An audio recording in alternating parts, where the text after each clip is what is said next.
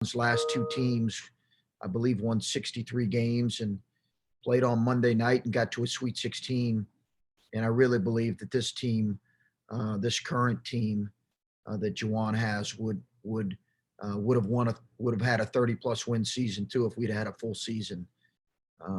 He's deserving of every accolade. They've got tremendous depth and talent, and they've added to those younger guys that are now older, livers. Obviously, retaining. I think in a lot of ways, Wagner was huge for them, the younger brother, because he's such a gifted and talented player. But they play, honestly, they very much take on the personality of Coach Howard, and that they play smart, composed, tough, highly competitive. It's kind of the way that I remember him playing. So great challenge. I know we've got to get our guys right physically after last night, and that's been our focus here today, along with preparing for these guys.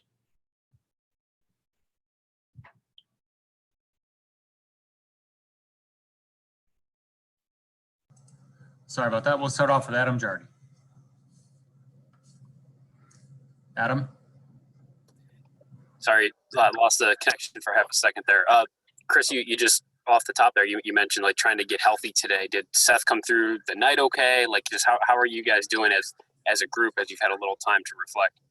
Yeah, I think he's going to be okay. We'll know more in a day, but he's banged up. He and Kyle. We'll see. Kyle will be. I think he'll be okay, but he's going to need some time off between now and game time. He's going to need some time off. And I thought it was interesting a moment ago you said how Michigan in a lot of ways has maybe taken on some of the characteristics of Juwan. And I know maybe your career didn't quite get to your playing career didn't quite get to the same heights as his, but not close. Do you feel that your teams take on some of the characteristics of how you play? Do you see some things in how you try to approach the game as a player in the teams that you coach? Hope so, Adam. I hope so. I think that's always, that's always the case in a lot of ways, whether you want it to be the case or not. That is typically the case, is they are in some ways going to take on their personality, but they're also going to take on the personality of, I think in a lot of ways. So I think, early in my coaching career, there were certain things that I tried to say I wanted to be about as a coach, and hopefully in a positive way, those guys, our team does that. And, they deserve credit for that they've embraced it. And I think believe in what we're doing. And again, you can see great belief with Juwan's team as well. You just tell they've got great belief in what they're doing. Okay, next up, Jared Smalley. Hi, Chris. Thanks for doing this, by the way. You all have played against some excellent bigs already this year. You've done a nice job in some of those matchups in particular. This is a unique game because they've got a couple of bigs, Wagner and Dickinson. When I've seen it, at least it seems that they play well, not only individually, but play well together, sharing the ball well. What is that unique threat, and what does that present to your big men? Well, I think it's what you see with every team right now that's performing at an elite level, is they are an extremely unselfish group, extremely unselfish. And I think you find that thread with every team right now that is playing at an elite level. They've got a ton of weapons. Hunter has really provided them. He's got great size. He's 7'2", and he's got really good length. Austin Davis backs him up, and he's good and physical and a challenge. But then their wings, they just have, when I say wings, Wagner's in that group, livers, they're just, I know those guys are on draft boards, and for good reason. They're really good players. And those guys present challenges because of their versatility. Okay, next up, Stephen Hellwagen. Hey, Coach. As you look at Michigan, obviously they had the 3-week hiatus, and that could have gone one of two ways for them. The first 20 minutes against Wisconsin, they didn't play very well, and it was lights out basically after that. In studying those two games, Wisconsin and Rutgers, what in your mind, and I don't know how in depth you've just looked at those two games in the last 12 hours, but I don't know, just your thought, how are they different, better? What's been the solution for them, I guess, dealing with having to come back from that hiatus? I could probably give you a better answer when I finish my completely finish my viewing of them. But you've not seen a tremendous drop off, Steve. Okay. There's not been one of these, and I think you see that in a number of teams. But I think the elite teams, you've not really seen much of a drop off after a COVID break in the elite teams. And I think Baylor may be on one now, or maybe coming off one. I don't know. I get lost with all that, but they'll be the same, I'm sure. And they appear to have honestly not skipped a beat from how good they were playing before. Mm-hmm. And you talked about it last night, but how uncanny is it about Walker? 13 points and 7 assists, I think, last night. That may have been one of the better games he's played in his 2 years at Ohio State, when you take it all into account. Just for him to play, as he said after the game, with 3 fingers taped together. I mean, you guys somehow, some way, these veterans are finding a way to get the job done. I don't know what do you say about that, I guess?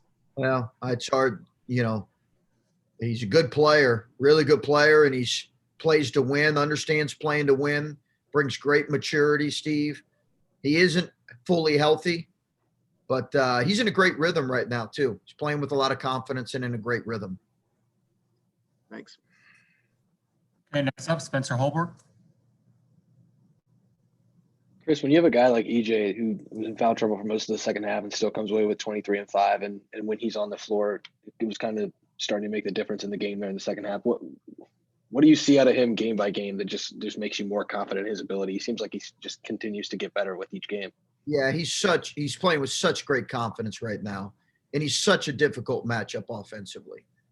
The challenge for EJ is, his ball screen defense has to improve. He's got to help us more in some of those areas, but he's in just he is in such a tremendous confidence and rhythm right now offensively. And he's such a difficult matchup. And, again, when we recruited him, we always envisioned that he was going to be your prototypical matchup nightmare.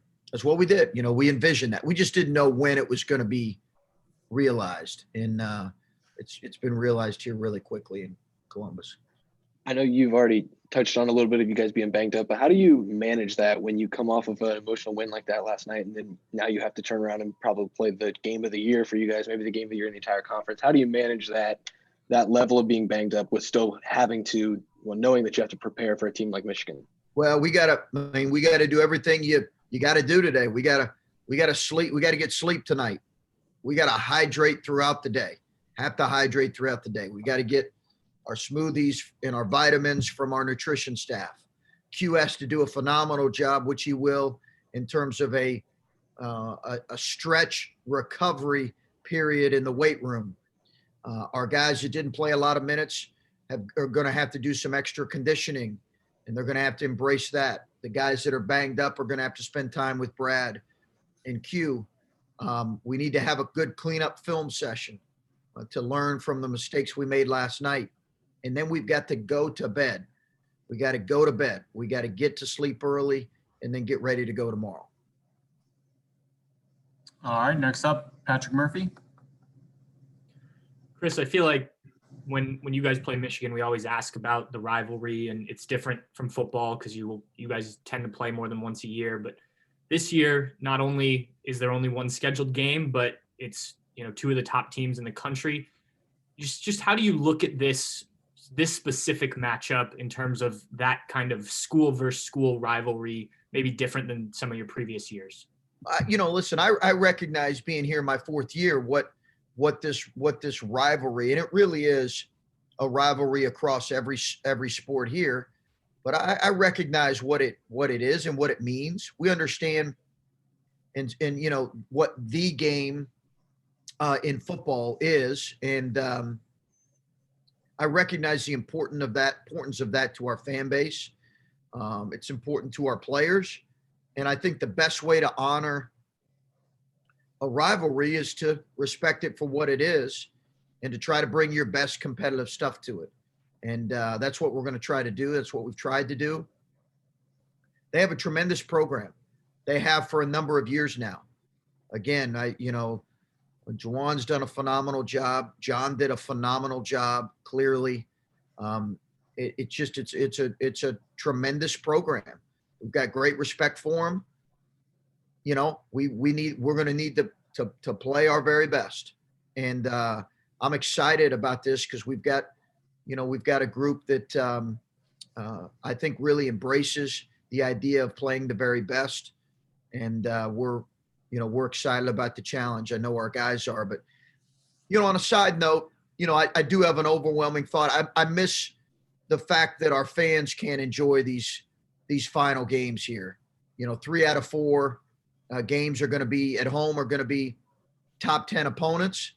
But this one in particular, I hate it that our fans can't be in the building, and I hate that for our players. But it's a great opportunity and great for college basketball. Okay, Jacob, Buckeye Grove. Yeah, hey Chris, Musa Jallo last night played 20+ minutes, scored a season high points for himself. Just what did you see for him to play an extended amount of time? Because he talked about having a strong team first belief. Yeah, I think Musa's been great. He was great last night. I've talked. I think there's games where he's going to be utilized and needed, and I thought he was terrific. He's got to continue to lead the way defensively, but I thought offensively his cutting was tremendous. I love what he brought to us last night. And with him being one of those veteran guards, how have you seen his team first mentality kind of develop from season to season? Yeah, I think that's a maturity thing. I think he's grown. I think he loves this place, loves this school, plays for the school, understands what that means and represents. And sometimes that takes a little bit of time, but he's a really smart kid. He's a great kid. He cares about the right stuff. He's a joy to coach. Thanks. All right, Dan Hope, Lone Warriors. Hey, Chris, obviously, you guys talk all the time about how tough it is to win in the Big Ten any given night, but does this Michigan team take it to a different level in terms of a challenge for your team? Sure. You look at everything they've done, and they've only lost one time in league play, and they've blown out a lot of people. Right after Purdue beat us here, they got Purdue pretty good at Purdue.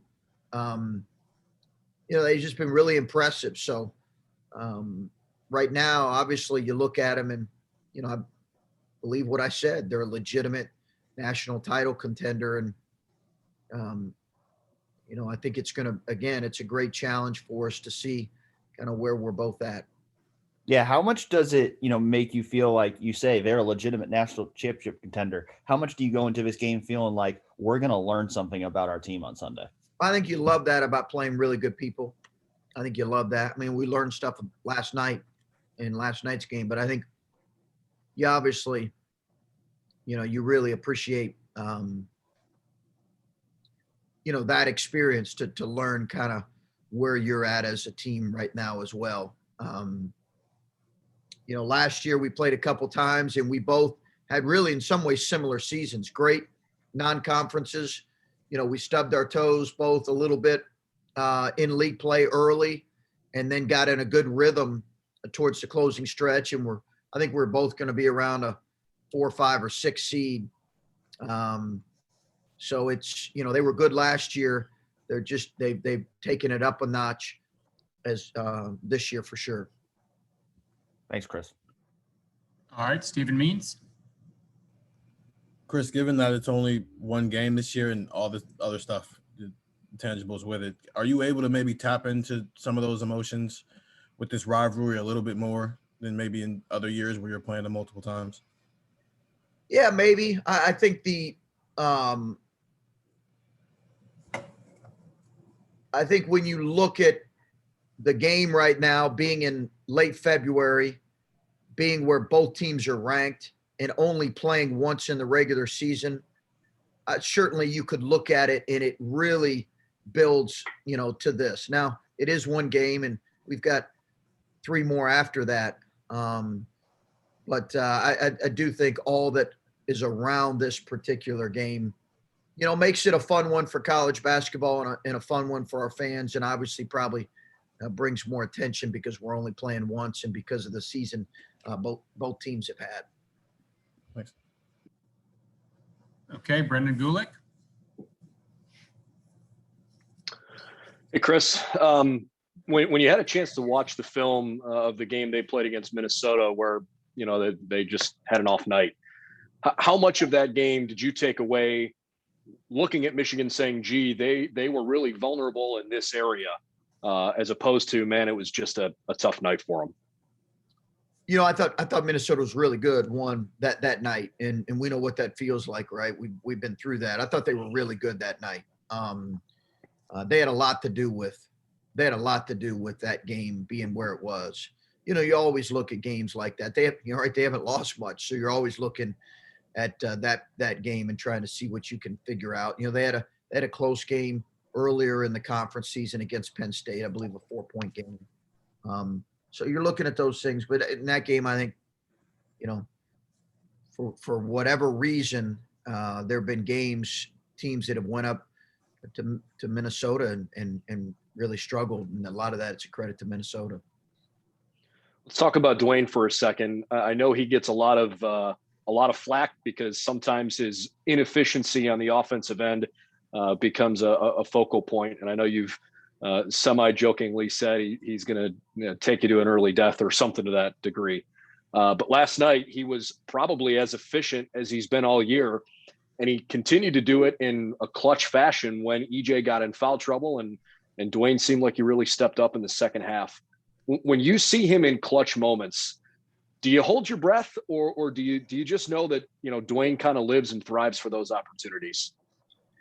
Yeah, no, I think he's growing in his ability to make the right play late, and make the right decision late, and make the right decision in the guts of the game or throughout the course of the game. I think he's really grown in that area, and that's a credit to him. I think he continues to evolve as a player. His efficiency improves. Defensively, he was not at his best last night. He's got to be better. But he had an efficient offensive night for sure. All right, Colin Haas-Hill. Chris, I think a lot's going to be made of this game, and for good reason, since you guys are both top 5 teams. But if you look at the way that you guys are trending and both recruiting, it might not be the last time where there's a lot on the line. Or do you see that there's a lot that's going to go into this game, and a lot that's going to be talked about in this game, but the way that you guys are building your programs, you and Jawan right now, that this might not be the only one where there's big stakes? I hope so, Colin. I hope so. I think that's great. That'd be great for both places. That'd be great for both universities. That would be great for college basketball. I hope so. And I think that's the thing that you feel good about, is that this is a February game that means a lot. This is not an early season game, but this is a February game that means a lot. I hope so. I do really like where we're recruiting. I like where we're at with that. I know they're recruiting at an exceptional level as well. So, I hope that's the case, and I think that would be great for both programs, both universities. Certainly, you could look at this and say that appears to be the case. It's our job as coaches to make sure that we're working every day to provide meaningful games, for our players, for our fans, and everybody in February and March. Okay, Bruce Hooley. Chris, I know you have to prepare in all different scenarios in the Big Ten, road game, coming back, playing, what's the minimum amount they give you? Is it Thursday? Could you conceivably play Saturday or Sunday? What I'm getting at is what is the difficulty of playing Thursday night road, Sunday afternoon early? Do you have enough time to do everything you want to do? Given that I know with a team like this, there's probably never enough time to do everything you want to do. No, I would characterize it as a quick turnaround, Bruce. And, when we were looking at potentially, the change in the Penn State game, we had initially looked at flipping and going there first and here second. And we almost did it. It just didn't work out. We did. It was the only time I all year looked ahead at the calendar and the schedule and looked at, okay, how would this affect things? And I knew at that time, I did not anticipate an 8:00 tip. But I knew at that time it was going to lead to a quicker turnaround than would be ideal. But there's no excuses. Everybody has quick turnarounds in this business. We've got to figure out a way to be our best come Sunday. Steve Peichel said last night that he thinks Michigan's the best team he's seen in the Big Ten in 5 years, and he talked about their defense. And I know when fans and perhaps media focus on this matchup, the focus is on, what do you do about their offense with their bigs and stuff like that? What challenges do they present defensively? And can you go through how you prepare for another team defensively? I think that's harder for fans to envision, what you do to prepare for a defense. They're an elite defensive team, elite. And they were elite defensive team, I believe, was it 2019, one of John's teams that went to the Sweet 16. And then the year before, his team that went to the final game and played, I believe Villanova was an elite defensive team too, I believe. So those were two elite defensive teams. This is an elite defensive team as well. They are phenomenal, Bruce, just phenomenal on that end. They're big, they're long, they're physical. And for Steve to say that is a big statement. The best team he's seen in, what do you say, 4 years or 5 years? 5 years. That is a big statement because, you've had Michigan State's been to a Final Four. Purdue was a kind of a tough play away from another Final Four. You've had some incredible teams come through here. So it's quite a thought there. All right, Andy Evans.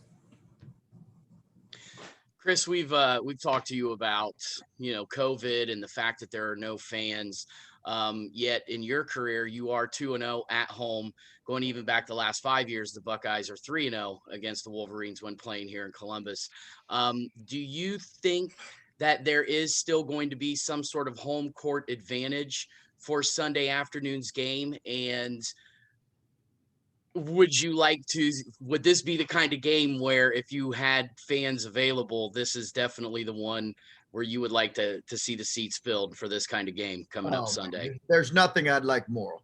I mean, outside of world peace, I don't think there's anything I'd like more than to be able to open this thing up for Sunday's game. It'd be the hottest ticket in a long, long time, right? It just would.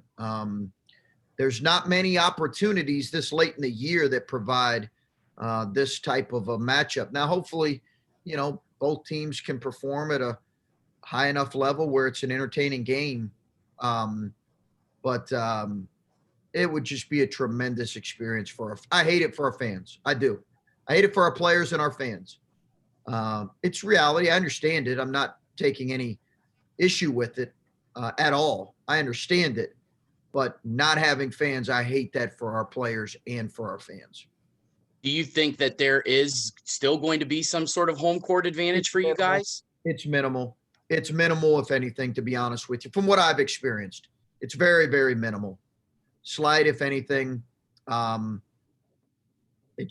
not much to it. It's just not much. I wish I could say, because we have 3 top 10 opponents coming in. I wish I could say it's what it normally is. It's negligible advantage, I think, in a lot of ways. Slight, if anything. right, thanks, And Chris. we'll finish up with Tony Gerdeman. I think you guys have like 7 or 8 players that can give you 10 to 15 points on any given night. Sometimes they'll give you, 0 to 4, depending on who it is. Do you like having that many guys that can produce, or would you rather have, I know what I'm getting every night from these 3 or 4 guys? And which is more difficult for teams to defend, do you think? I think depth can help you through the course of a conference season. Okay. Because you go on the road like we did last night. We needed a variety of guys to step up.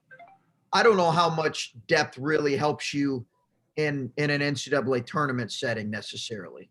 You've seen teams, some teams play a lot of guys. Carolina typically has, and you've seen like Villanova run a 7 or 8 man rotation and win 2 national championships in the last 10 years. So I don't know that necessarily helps you in terms of a tournament, but I do think over the course of what we now play 20 league games, depth can help you. Do I have a preference? I'm still trying to figure that out a little bit. I just think with this year's team, it's best for this year's team right now to continue to play the number of guys we're playing. Thank you. All right. Thanks, everybody.